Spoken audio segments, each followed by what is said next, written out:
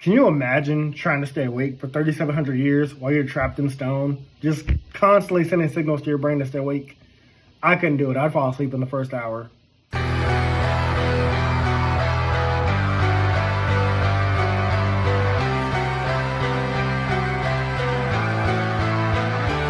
Hey guys, welcome back to Everything Anime Podcast. I'm one of your hosts, Shinry, here at the Everything Anime Podcast, everything from anime, manga, video games, TV shows, other relevant topics we're talking about. Today's video is on Dr. Stone, chapters 157, 3,700 Years Awake. So where we last left off was a pretty fucking cool chapter. We learned that Dr. Zeno and Senku had met before. They didn't talk. They just shared in the appreciation of science, because the way Zeno thinks about science is he wants to be he wants the world to reset so he can be the smartest man on earth and basically become a dictator, like rule over all the masses, all the ignorant, all the stupid. Whereas Senku's like, I don't care about any of that. I just want to learn how something works, take it apart, put it back together, and teach somebody else. Completely different ideologies. But, so, would it surprise you that they were both awake at the same time? When the chapter opens up, the story takes place 24 hours before all of humanity was turned to stone. So this is literally the beginning of Dr. Stone, before the petrification weapon, the Medusa weapon, went off on the entire Earth, which I'm still curious if that was just one Medusa weapon. Was it multiple Medusa weapons? We still haven't got there. We know the magnitude of one of the Medusa weapons. It can petrify a whole island, but it runs out of juice. So whatever petrified all of humanity, it had to either be a bunch of them, or it had to be like fucking a gigantic one. Like, you know, like the celestial sitting in the ocean from Eternals that no one's talking about. You know what I mean? One of those things that just ain't been addressed. Well, not that they would know that, because all of humanity's been turned to stone, but if there was a giant Medusa weapon just sitting somewhere at the origin point, that'd be kind of crazy. Anyways, I was curious if this would be the Y-Man teaser, but instead they're discussing the information about swallows being petrified, and the scientist is shocked to learn that Dr. Zeno didn't upload the information, but a high schooler named Senku. So NASA was getting information about the birds being turned to stone, which was another thing that was in the beginning of Dr. Stone, and they were like curious about like what's going on, and the information that they thought was being uploaded, they thought Zeno was doing this. No, it was Senku, the high schooler. Senku was uploading all this information like, hey, all these doves are turning stone, that's pretty weird. And NASA was surprised by that. And maybe even Zeno was surprised by that. I don't know if Zeno had caught on. I don't remember his reaction in that part of the chapter, because again, this was like months ago. We're getting through a review of it. But they were even surprised. I'm like, Zeno, you're not behind this? So I kind of had wished that Zeno had learned it was Dr. Senku and how he would have reacted. So actually, yeah. So apparently in my notes, Zeno didn't even know about this whole thing. Though we did lack this history of knowing that they knew each other at that time. But since we do now know they knew each other, I wish I had saw Zeno's reaction, be like, this kid outsmarted me. This kid knew something that I didn't know. We also then learned that the scientists tried to solve the mystery long before the entire world was petrified, and even though they used nitric acid on the birds, it was showing little to any effect on its own. I think this is because Senku was adding something else to the nitric acid to make it the miracle fluid. I forgot. I know we've definitely seen it. Senku's talked about the revival fluid, but it's like a lot more than just that. Like, you need that and something else, I think. I don't know, because we didn't have corn. It wasn't a corn. But yeah, whatever it was, I mean, I'm pretty sure maybe the anime will re-explain what it was, but I had completely forgot. But yeah, it needed more than nitric acid. It wasn't reviving the birds automatically. So NASA had like started testing it, but it wasn't working out the way it was with Senku with the miracle fluid.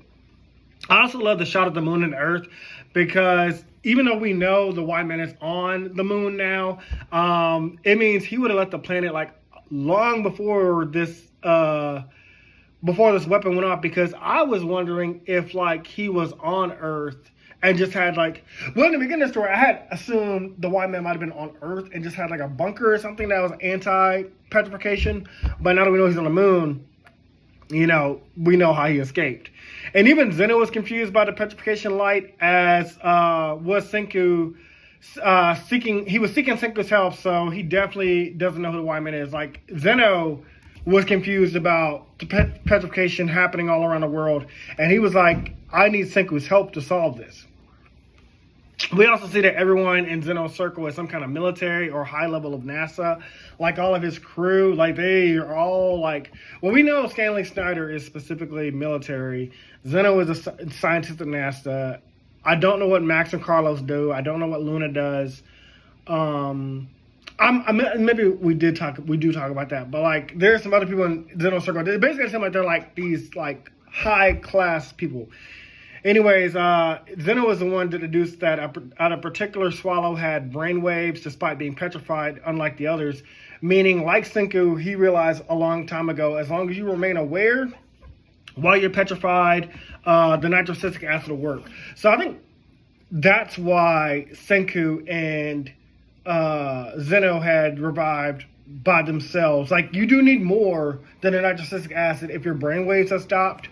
But like, if you like just let your brain go to sleep, but if you remain awake like this bird did, Zeno had learned like, okay, this is how you can survive the petrification weapon. Like, I don't know how you're gonna unpetrify yourself, but well, no, he knew that with the nitrocyclic acid you could unpetrify yourself. But yeah, he was like, okay, he had figured it out, and we know Senku didn't know that. He just stayed awake because he was counting the time and days to know how much time would have passed. And even when Senku would black out, he would just start over at 1 and be like, okay, that's the last number I stopped at. And that's when the light hits. The Medusa weapon so powerful it petrified all of humanity. So Zeno and his crew got hit the moment Zeno knew, like, okay, as long as I remain aware, as long as I keep thinking, the nitrocyclic acid will revive me. We can also see they force themselves to stay awake to their own sheer willpower. Everybody in Zeno's crew forced themselves to stay awake. As he like warned them, he's like, stay thinking, stay cognizant, do not stop thinking. So what everybody was thinking was Luna. She was thinking the whole time that she didn't want to die alone. That's all Luna's thinking. Like, she's like, I don't want to be alone. I don't want to be alone. I don't want to be alone. I hate being alone. Carlos and Max were thinking that they wanted to protect Luna over and over. They were like, we got to protect Miss Luna. We got to protect Miss Luna. And Stanley Snyder saw it as no problem thanks to all his military experience. We don't know what exactly Stanley Snyder was thinking, but he's like, oh, this is easy. Like, staying awake, staying aware. Even though I'm petrified, I'm military training for that.